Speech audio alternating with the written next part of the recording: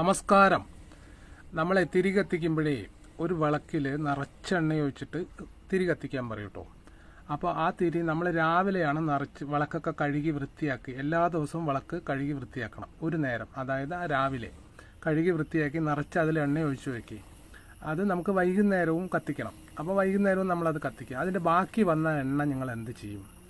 ഞാൻ സാധാരണയായി ചെയ്യാറ് എന്താണെന്നറിയോ, അതിനെ ഒരു പാത്രത്തിലേക്ക് ആ തിരിനൂലില്ലേ അതും കൂടെ മാറ്റണം കേട്ടോ. തിരിനൂലും എണ്ണയും കൂടെ ഒരു പാത്രത്തിലേക്ക് വെക്കും. എന്നിട്ട് നമുക്ക് വിറകടുപ്പ് കത്തിക്കാൻ വേണ്ടിയിട്ട് വിറകിൻ്റെ മേലെ ഇതൊന്ന് തൂത്ത് കൊടുത്താലുണ്ടല്ലോ, സൂപ്പറായി കത്തും. അതിൻ്റെ ഒപ്പം നമ്മൾ തിരി കത്തിക്കുമ്പോൾ അതിൻ്റെ ഒപ്പം ഒരു ഗ്ലാസ്സിലോ ഒരു ചെറിയ കിണ്ടിയിലോ വെള്ളം വെക്കാൻ പറയും.